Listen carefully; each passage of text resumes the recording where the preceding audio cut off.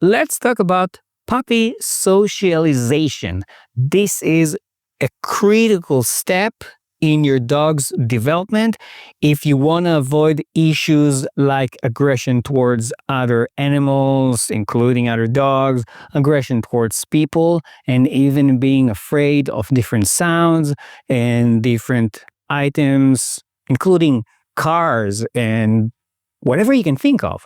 I'm Dr. Orion, a veterinarian and a veterinary behavior specialist. Now, in this video, I want to start by explaining what socialization actually means. This is not really the book definition that I'm going to be giving you, but what we usually mean when we say socialization is the exposure to those different triggers. Well, actually, I shouldn't call them triggers because if you do socialize your dog correctly, they're not going to be a trigger. They're just going to be something in the environment or something good even. Triggers usually mean that it's something that triggers your dog to behave in a specific way, might not be a positive way.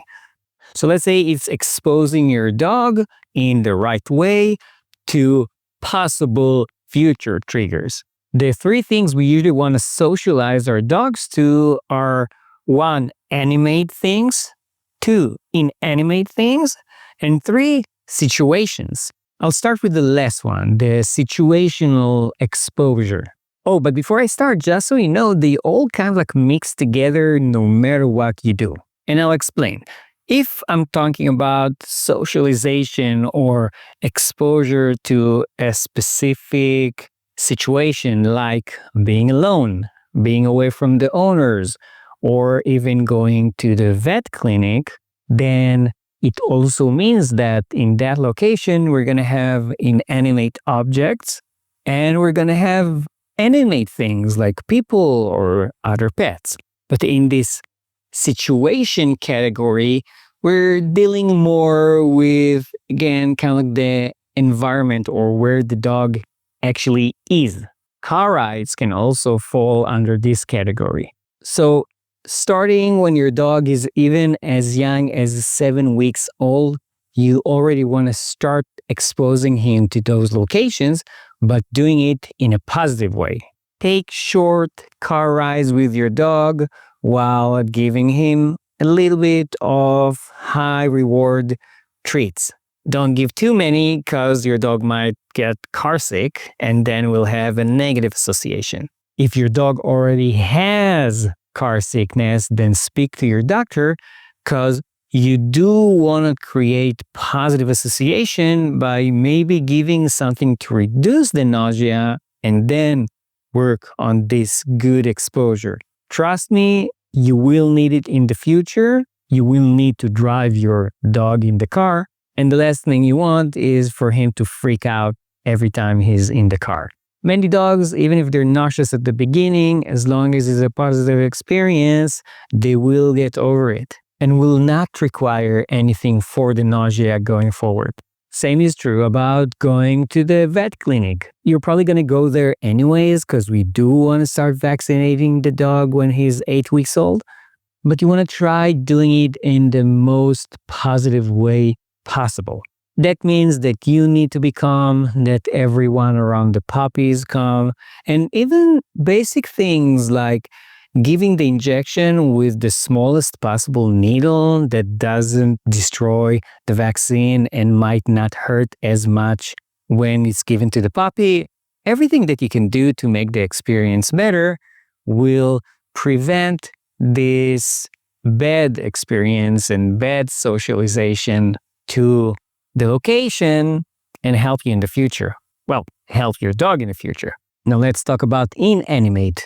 Inanimate, like the word implies, is everything that's not alive.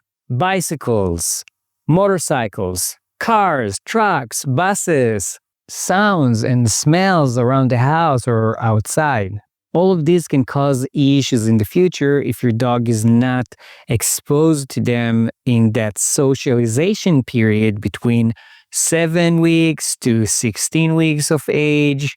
Well, depending on what book you're actually reading, but about that time, if you do it correctly at this age, and again, by rewarding them, by giving them something that they really like at the same time that that sound or that object is around, then it creates a positive experience.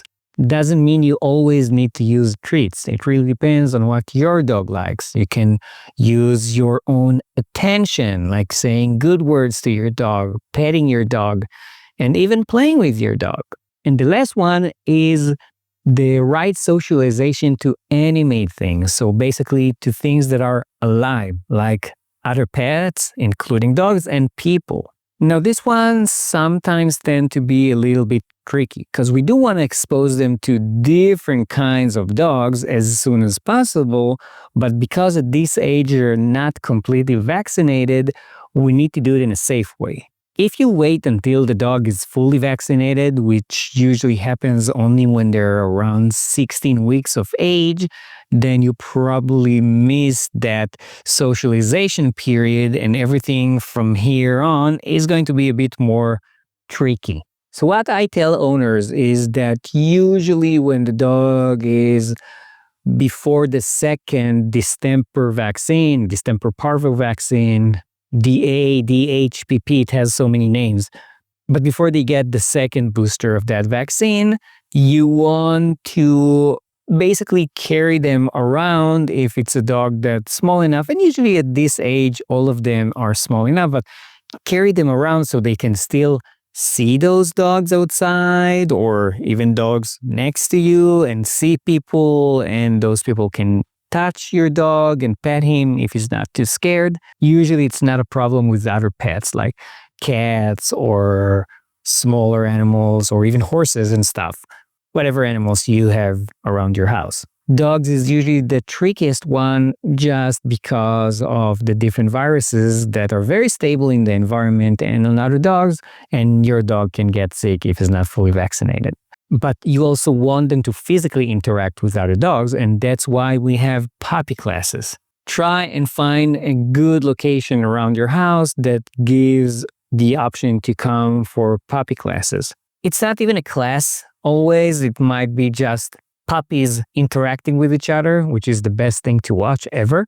But make sure that, one, they're matching the dogs to the same size, the same age. You don't want to have a giant Great Dane playing with a tiny Shih Tzu, because even that playful behavior can end up pretty badly for the Shih Tzu. Two, you want to make sure that they disinfect the area every time before and after there's a puppy class. And three, many times they will actually ask you for a vaccine proof. Usually, especially if it's done between the first and second, on the first and the third distemper vaccine, they will want you to actually prove that your dog is vaccinated. If they ask you, it means that they ask everyone, and hopefully it means that all of the other dogs are healthy as well.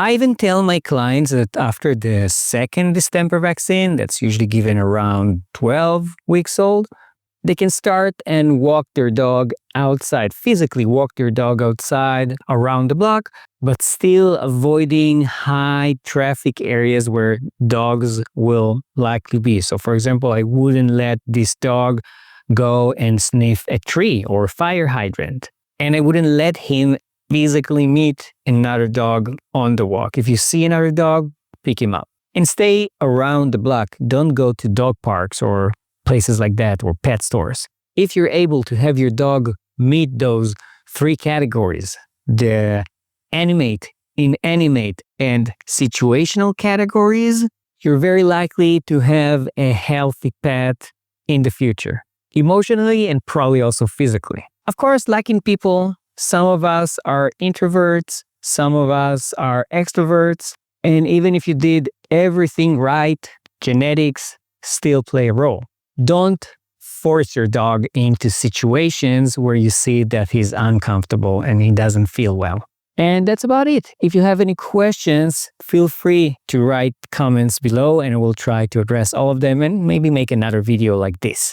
Please like and subscribe. It really helps the channel grow. And in the meanwhile, you can watch this video next.